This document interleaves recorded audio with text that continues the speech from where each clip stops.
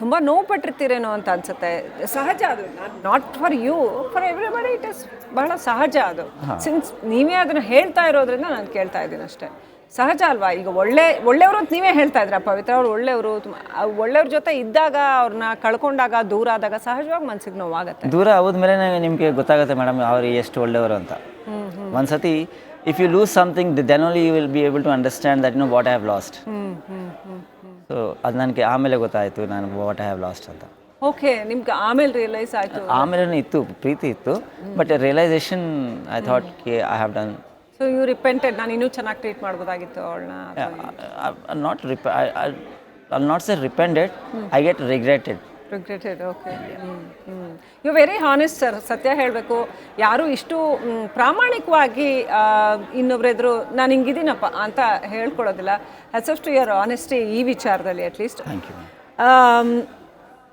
ದರ್ಶನ್ ಕಡೆಯವರು ಈ ಇಡೀ ಪ್ರಕರಣದಲ್ಲಿ ಮೀಡಿಯಾನೇ ನಿಮ್ಮನ್ನ ಬಂದು ಮಾತಾಡಿಸಿದೆ ಅಂದಾಗ ಇನ್ನೊಂದು ಪ್ರಶ್ನೆ ಬರುತ್ತೆ, ಯಾಕೆ ದರ್ಶನ್ ಕಡೆಯವರು ಅಭಿಮಾನಿಗಳು ಅಥವಾ ಬೇರೆ ಯಾರಾದರೂ ನಿಮ್ಮನ್ನು ಕಾಂಟ್ಯಾಕ್ಟ್ ಮಾಡಿದ್ರಾ? ಯಾಕೆ ಸಡನ್ಲಿ ಪವಿತ್ರ ಗೌಡ ಅವರ ಮಾಜಿ ಪತಿ ಹೀಗೆ ಕ್ಯಾಮ್ರಾ ಮುಂದೆ ಬಂದರು? ಈ ಪ್ರಶ್ನೆಗಳೆಲ್ಲ ಬರುತ್ತೆ. ಈ ಹಿಂದೆ ಎಲ್ಲ ಬಂದಿಲ್ಲ ಅಥವಾ it's kind of why at this point of time who brought him in front of the camera, why is he in front? ಇದೆಲ್ಲ ಬರುತ್ತೆ ಸಹಜವಾಗಿ. ಈಗ ನೋಡ್ತಾ ಇರೋರ್ಗು ಒಂದು ಪ್ರಶ್ನೆ ಬರುತ್ತೆ. ಕೇಳ್ತಾ ನೋಡಿ, ನಾನು ರೋಡಲ್ಲಿ ಓಡ್ತಾ ಇರುವಾಗನು ತುಂಬ ಜನ ಸರ್ ನೀವು ಬಂದ್ರಾ, ಬ್ಯಾಂಗ್ಳೂರ್ಗೆ ಬಂದ್ರಾ ಅಂತ. ಬಂದೆ. ಇಂಥ ಟೈಮಲ್ಲಿ ಯಾಕೆ ಬಂದ್ರಿ ಸರ್ ಅಂತ ಹೇಳಿದೆ. ಏನೋ ಅದು ದೇವರು ಕರ್ಕೊಂಡು ಬಂದಿದ್ದಾರೆ. I was not at all awared by the time till the time I was taking my flight. I was not knowing that Pavitra Gowda is getting release today. But once as soon as I came to Bangalore, I just came to know that she's getting released. See, it's fortune. ನಾನು ಹೇಳಿದೆ ಅಲ್ವಾ, God will take care of everything. So ಒಳ್ಳೇದಾಗಬೇಕು ಅನ್ನೋ ಒಂದು ಭಾವನೆ ಇದೆ ನಿಮಗೆ ಅಂತ. ದರ್ಶನ್ ಅವ್ರ ಬಗ್ಗೆ ಅಂದರೆ ಅವ್ರ ಸ್ವಭಾವದ ಬಗ್ಗೆ ನೋಡಿ, ಇಲ್ಲೂ ಕೂಡ ಯಾಕೆ ಪ್ರಶ್ನೆ ಕೇಳಬೇಕು ಅಂದರೆ ಬಿಕಾಸ್ ಆಫ್ ದಟ್ ಸ್ವಭಾವ ಪವಿತ್ರ ಗಾಟ್ ಇನ್ ಟು ಟ್ರಬಲ್ ಅಲ್ವಾ. ಅವರು ಕೂಡ ಜೈಲಿಗೆ ಹೋಗ್ಬೇಕಾಯ್ತು. ಆ ಆ್ಯಂಗರ್ ಇದೆಯಲ್ಲ, ಆ ಸಿಟ್ಟು ಅಥವಾ ಏನೋ ಹೊಡೆದ್ರು ಅಂತ ಹೇಳುವಂಥದ್ದು ಅಥವಾ ಅಷ್ಟೊಂದು ಎಕ್ಸ್ಟ್ರೀಮ್ಗೆ ಹೋಗಬೇಕಾಗಿತ್ತಾ ಅಂತ. ಅವ್ರ ಸ್ನೇಹಿತರೆ ಕೆಲವರೆಲ್ಲ ಹೇಳ್ದ ಅಷ್ಟು ಕೋಪ ಮಾಡ್ಕೊಳ್ಳೋದು ಬೇಡ ಇತ್ತು, ಅಷ್ಟು ಎಕ್ಸ್ಟ್ರೀಮ್ಗೆ ಹೋಗೋದು ಬೇಡ ಇತ್ತು ಅಂತ. ಏನು ಹೇಳ್ತೀರಿ? ಕೋಪ ಅಂದರೆ ಮೇಡಮ್ ನೋಡಿ, ಇವಾಗ ನಾನೇ ಅಂದ್ಕೊಳ್ಳಿ, ಇವಾಗ ರೋಡಲ್ಲಿ ಒಂದು ಹುಡುಗಿ ಹೋಗ್ತಾ ಇದ್ದಾಳೆ ಅಂದ್ಕೊಳ್ಳಿ. ನಾನು ಅವ್ರಿಗೆ ಒಂದು 2 ಮಾತು ಕೆಡ್ದಾಗ ಹೇಳಿದ್ರೆ ಆ ಹುಡುಗಿ ಏನು ಮಾಡ್ತಾಳೆ, ತಕ್ಷಣ ಚಾಪಿ ತಗೊಂಡು ಹೊಡಿತಾಳೆ ಅಲ್ವಾ. ಅಂಥ ಕೆಲಸ ಪವಿತ್ರ ಗೌಡ ಅವರು ಎಷ್ಟು ದಿನ ಆ ಕೋಪನ ಕಂಟ್ರೋಲ್ ಮಾಡ್ಕೊಂಡಾದ್ಮೇಲೆ ಅವರು ದರ್ಶನ್ ಅವ್ರಿಗಾದ್ರೂ ಗೊತ್ತಿಲ್ಲ ಅವರು ಏನು ಮಾಡಿಲ್ಲ ಅನ್ನೋದು court has to decide. But ಅವ್ರಿಗಾದ್ರೂ ಒಂದು ಆ ಸಿಟ್ಟಿನ ಮೇಲೆ ನಿಯಂತ್ರಣ ಬೇಕಿತ್ತೇನೋ ಅಂತ. ಅಂಥ ಜಾಗ ಮೇಡಮ್ ನೋಡಿ, don't take me wrong, okay. ಅಂಥ ಜಾಗದಲ್ಲಿ ಇವಾಗ ನಿಮ್ಗೆ ಯಾರಾದರೂ ಒಂದು ಕೆಟ್ಟದಾಗ ಒಂದು ಮಾತು ಹೇಳಿಬಿಟ್ರೆ ನೀವೇನು ಮಾಡ್ತೀರಾ? ನೀವು ಫಸ್ಟು ಹೊಡಿತೀರಾ, ಆಮೇಲೆ you will give a police complaint ಅಲ್ವಾ. ಅದೇ ಕೆಲಸ ಇಲ್ಲಿ. ಬಟ್ ಇಲ್ಲಿ ಏನಾಗಿದೆ ಅಂದರೆ ಪೊಲೀಸ್ ಕಂಪ್ಲೇಂಟ್ ಆಗಿಲ್ಲ, ಇವರು ಜಸ್ಟ್ ಹೊಡೆದಿದ್ದಾರೆ ಅಷ್ಟೇ, ಚಪ್ಪಲಿನಿಂದ ಹೊಡೆದಿದ್ದಾರೆ. ಅದು ನಾನು ಒಪ್ಕೊಂತೀನಿ.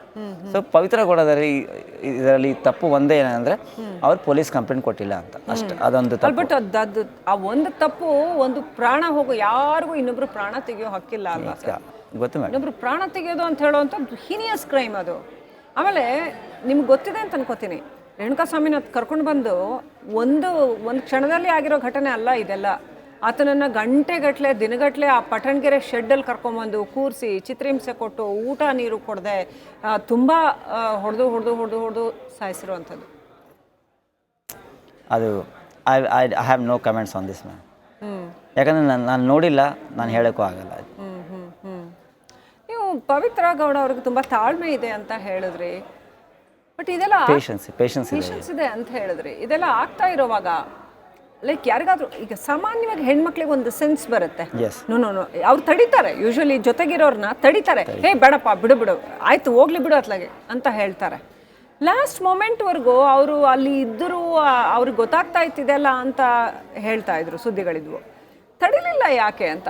ಪವಿತ್ರ ಅವರು ಲಾಸ್ಟ್ ವರ್ಕ್ ಇದ್ರ ಅಲ್ಲಿ ಇದ್ರು ಅಂತ ಅವ್ರಿಗೆ ಗೊತ್ತಾಗ್ತಾ ಇತ್ತು ಏನೇನಾಗಿದೆ ಅಂತ ಅವ್ರಿಗೆ ಅಪ್ಡೇಟ್ ಇತ್ತು ಅಂತ ಒಂದಷ್ಟು ಸುದ್ದಿಗಳು ಬಂದವು. ಗೊತ್ತಿಲ್ಲ ನಮಗೇನು ಅವರು ನಿಜವಾಗ್ಲೂ ಅವರು ಇದ್ರಾ ಇಲ್ವಾ ಗೊತ್ತಿಲ್ಲ, ಬಟ್ ಅವ್ರಿಗೆ ಸುದ್ದಿ ಅಂತೂ ಇತ್ತು. ಇಲ್ಲ, ಇಫ್ ಏನಾಗ್ತಾ ಇದೆ ಪವಿತ್ರ ಗೌಡ ಅವ್ರು ಲಾಸ್ಟ್ ವರ್ಕ್ ಅಲ್ಲಿ ಇದ್ದಿದ್ರೆ ಇದಾಗ್ತಾ ಇರಲಿಲ್ಲ. ಆಗ್ತಿರ್ಲಿಲ್ಲ ಅಂತ ಹೇಳ್ತೀರಾ? ಪವಿತ್ರ ಗೌಡ ಇದ್ದಿದ್ರೆ ಲಾಸ್ಟ್ ವರ್ಕು ಆಗ್ತಾ ಇರಲಿಲ್ಲ. ಸೊ ಇರ್ಲಿಲ್ಲ ಅಂತೀರಾ? ನನ್ನ ಪ್ರಕಾರ, ನಾನು ನೋಡಿಲ್ಲ, ನನಗೂ ಗೊತ್ತಿಲ್ಲ, ಬಟ್ ಲಾಸ್ಟ್ ವರ್ಕ್ ಅಲ್ಲಿ ಪವಿತ್ರ ಗೌಡವರೆಗೂ ಲಾಸ್ಟ್ ವರ್ಕ್ ಇದ್ದಿದ್ರೆ ಇದು ಇಷ್ಟು ದೊಡ್ಡ ಕೇಸ್ ಆಗ್ತಾನೆ ಇರಲಿಲ್ಲ. ಸೊ ನಿಮಗೆ ಯಾರಾದರೂ ಹೇಳಿದ್ರ, ಸಂಜಯ್ ಸಿಂಗ್ ಅವ್ರಿಗೆ ಯಾರಾದರೂ, ನನಗೆ ಗೊತ್ತಿಲ್ಲ, ನೀವು at this point of time Pavitra needs help ಅಥವಾ ಅವ್ರಿಗೆ ಮೊರಲಿ ನಾನು ಹೇಳ್ತಿರೋದು, ಇಟ್ಸ್ ಯೂಶ್ವಲಿ ಹಂಗಿರುವಾಗ people try to gather help no. So morally, ಯಾಕಂದರೆ ಒಂದು ಪಬ್ಲಿಕ್ ಇಮೇಜ್ ಬಂದ್ಬಿಡತ್ತೆ. ಪ್ಲೀಸ್, ಪಬ್ಲಿಕ್ ಇಮೇಜ್ ಬಂದ್ಬಿಡುತ್ತೆ ಸಹಜವಾಗಿ. ಈಗ ಇಡೀ ದರ್ಶನ್ ಕೇಸಲ್ಲಿ ಏನಾಗಿದೆ ಅಂದರೆ ಲಾಸ್ಟ್ 6 monthsಯಿಂದ not just because of media but court trials ನಡೀತಾ ಇತ್ತು, ಒಂದು ಒಪಿನಿಯನ್ ಕ್ರಿಯೇಟ್ ಆಗ್ತಾ ಬಂತು. ಪವಿತ್ರ ಗೌಡ ಎಗನಿಸ್ಟ್ ಅಂತೂ ತುಂಬಾ ಒಂಥರ ಸ್ವಲ್ಪ ಕೆಟ್ಟ ಒಪಿನಿಯನ್ ಕ್ರಿಯೇಟ್ ಆಗ್ತಾ ಬಂತು. ಅಂದರೆ ಇವರಿಂದಾನೇ ಹಿಂಗಾಗಿದ್ದು ಅನ್ನೋ ಥರ ಒಂದು ಭಾವನೆ. ದರ್ಶನ್ ಯಾಕೆ ಅವ್ರ ಜೊತೆ ಹೋಗಬೇಕಾಗಿತ್ತು ಅಥವಾ ಈ ಥರದ್ದೆಲ್ಲ ಜನಗಳು ಮಾತಾಡ್ತಾ ಇದ್ದದ್ದು. ಗೊತ್ತಿಲ್ಲ, ನಮ್ಗೆ ಬೇರೆಯವ್ರ ಜೀವನದ ಬಗ್ಗೆ ಕಮೆಂಟ್ ಮಾಡೋಕ್ಕೆ ನಮ್ಗೆ ಯಾವ ಹಕ್ಕು ಇಲ್ಲ. ಬಟ್ ಇದು since both are public personalities, crores of people follow them alwa. Yes. Alwa, when you're a hero you have got to fulfill a social responsibility. That's true, yeah. ಒಂದು ಸಮಾಜದ ಬಗ್ಗೆ ಒಂದು ಜವಾಬ್ದಾರಿ ಇರಬೇಕು. ನಾನು ಹಿಂಗೆ ಮಾಡ್ಬೋದಾ ಬೇಡವಾ ಒಂಚೂರು ಎಚ್ಚರಿಕೆ ಇರಬೇಕು ಮೈ ಮೇಲೆ. ಒಪ್ತೀರಾ? ಒಪ್ತೀನಿ, yes, of course. Because whatever you show in your movies, a lesson, a social lesson, people try to follow those. Exactly. But I think he is also a human being. He also has a personal life. So ಆ personal ಲೈಫಲ್ಲಿ ಅವ್ರು ಎಷ್ಟಂತ acting ಮಾಡ್ತಾರೆ madam. ನಿಮ್ಮ ಜೀವನನೂ ನೀವು ಇದ್ದೀರಾ, ನೀವು camera ಮುಂದೆ ಒಂದು, ಕ್ಯಾಮ್ರಾ ಹಿಂದೆ ಒಂದು ಅಲ್ವಾ? ಅದೇ ಥರ ಅವ್ರದ್ದು ಪರ್ಸನಲ್ ಲೈಫ್ ಇರುತ್ತೆ. ಸೊ ಆ ಪರ್ಸನಲ್ ಲೈಫಲ್ಲಿ whatever is doing we can comment on that. And no one knows ಕಿ ಅವ್ರ ಕ್ಯಾಮ್ರಾ ಮುಂದೆ ಏನೋ ಕ್ಯಾಮ್ರಾ ಹಿಂದೆ ಏನೋ ಅಂದ್ರೆ ಒಬ್ಬರ ಪರ್ಸನಲ್ ಲೈಫಲ್ಲಿ ಇಂಟರ್ಫಿಯರ್ ಮಾಡೋದು, ಅವ್ರ ಬಗ್ಗೆ ಮಾತಾಡೋದು ತುಂಬ ತಪ್ಪದು. ಬಟ್ ಏನಾಗುತ್ತೆ ಅಂತಂದರೆ ದರ್ಶನ್ ಅವರ ವಿಚಾರದಲ್ಲಿ ಯಾಕೆ ನಾವು ಇವತ್ತು ಮಾತಾಡ್ತಾ ಇದ್ದೀವಿ ಅಂತಂದರೆ, he's not just hero, he's a public person. Because people pay money. ಒಂದು ಸಿನಿಮಾ ನೋಡ್ಬೇಕಂತಂದರೆ ಮನುಷ್ಯರು ದುಡ್ಡು ಕೊಟ್ಟು ಹೋಗ್ತಾರೆ. And it's not just business.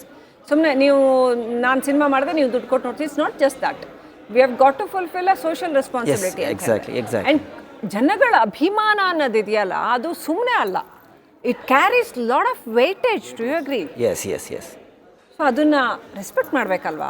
ಅದಕ್ಕೆ ತಕ್ಕನಾಗಿ ರೆಸ್ಪಾನ್ಸಿಬಲ್ ಆಗಿ ನಡ್ಕೋಬೇಕಲ್ವಾ? ಕರೆಕ್ಟ್ ಮೇಡಮ್, ಅದು ನಾನು ಒಪ್ಕೊತೀನಿ. That's what I said. ಒಬ್ರದ್ದು ಒಂದು ಪರ್ಸ್ನಲ್ ಥಾಟ್ಸ್, ಫೀಲಿಂಗ್ಸ್ ಇರುತ್ತೆ. ಸೊ ಅದು ದರ್ಶನ್ ಅವ್ರ ಥಾಟ್ಸ್ ಹೆಂಗಿದೆ, ಅವ್ರ ಫೀಲಿಂಗ್ಸ್ ಹೆಂಗಿದೆ, ನಾನು ಅದ್ರ ಬಗ್ಗೆ ಕಮೆಂಟ್ ಮಾಡೋಕ್ಕಾಗಲ್ಲ. Because I don't know him personally. I have never met him, I never spoke to him. So I can't comment on his thoughts and his thinking. Okay. So it will be better if you talk to someone who is very close to Darshan. He will be the right person to answer you. Okay. Sanjay Singh ಅವರು ಏನು ಹೇಳ್ತಾ ಇದ್ದಾರೆ ಅಂದರೆ, ದರ್ಶನ್ ಅವ್ರನ್ನ ನಾನು ನೋಡಿಲ್ಲ, ಅವರ ವೈಯಕ್ತಿಕ ಜೀವನದ ಬಗ್ಗೆ ನಾನು ಅಷ್ಟಾಗಿ ಮಾತಾಡೋಕ್ಕೆ ಇಷ್ಟಪಡಲ್ಲ. ಆದರೆ ಸಾಮಾಜಿಕ ಜವಾಬ್ದಾರಿ ಇರಬೇಕು. ಯಾವುದೇ ಸೆಲೆಬ್ರಿಟಿಗಾಗಲಿ, ಯಾವುದೇ ನಟನಿಗಾಗಲಿ ಸಾಮಾಜಿಕ ಜವಾಬ್ದಾರಿ ಇರಬೇಕು. ಮತ್ತು ರೇಣುಕಾಸ್ವಾಮಿ ಬಗ್ಗೆ ಕೂಡ ಅವರು ಸಿಂಪತಿ ಎಕ್ಸ್ಪ್ರೆಸ್ ಮಾಡಿದ್ರು. ನನ್ನ ನಿಜವಾಗ್ಲೂ ಹಾಗಾಗಬಾರ್ದಾಗಿತ್ತು, ಅತ್ಯಂತ ದುರದೃಷ್ಟಕರ ಅನ್ನೋಂಥದ್ದನ್ನು ಹೇಳಿದ್ರು. ಇನ್ನಷ್ಟು ಮಾತಾಡೋಣ, ಕುತೂಹಲಕಾರಿ ಪ್ರಶ್ನೆಗಳಿದ್ದಾವೆ ಒಂದು ಚಿಕ್ಕ ಬ್ರೇಕ್ನ ನಂತರ. ರೈಟ್, ಬ್ರೇಕ್ ತಗೊಳ್ಳೋಕ್ಕಿಂತ ಮುಂಚೆ ಕೊಲೆ ಆರೋಪಿ ದರ್ಶನ್ ವಾಪಸ್ ಬಂದಿರತಕ್ಕಂಥದ್ದು BGS ಹಾಸ್ಪಿಟ್ಲಿಗೆ ವಾಪಸ್ ಬಂದಿದ್ದಾರೆ. ಆಸ್ಪತ್ರೆಯಿಂದ ಹೊರಟು ಸೆಷನ್ಸ್ ಕೋರ್ಟ್ಗೆ ಹೋಗಿ ಅಲ್ಲಿ ಲೀಗಲ್ ಪ್ರೊಸೀಜರ್ಸ್ ಏನೇನು ಫುಲ್ಫಿಲ್ ಮಾಡಬೇಕು ಅದನ್ನು ಮುಗಿಸಿ ಈಗ ವಾಪಸ್ BGS ಆಸ್ಪತ್ರೆಗೆ ಬಂದಿದ್ದಾರೆ.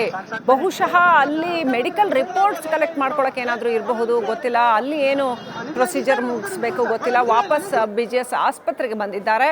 ಅಲ್ಲಿ ಏನು ಕೆಲಸ ಇದೆ ಅದನ್ನು ಮುಗಿಸಿ ಆ ನಂತರ ಬಹುಶಃ ಮನೆ ಕಡೆ ಹೋಗ್ತಾರೆ ಅಂತ ಅನಿಸುತ್ತೆ. ಒಟ್ಟಿನಲ್ಲಿ ಇವತ್ತು ದರ್ಶನ್ ಇಷ್ಟು ದಿನ ಜೈಲು ಹಾಕಿ ಆಗಿದ್ರು, ಆಮೇಲೆ ಆಸ್ಪತ್ರೆಯಲ್ಲಿ ಬಂದಿಯಾಗಿದ್ರು, ಈಗ ಫ್ರೀ ಬರ್ಡ್ ಆಗಿದ್ದಾರೆ. ಇವತ್ತಿನ ಮಟ್ಟಿಗೆ ದರ್ಶನ್ ಫ್ರೀ ಬರ್ಡ್ ಅಂತಾನೆ ಹೇಳಬೇಕು.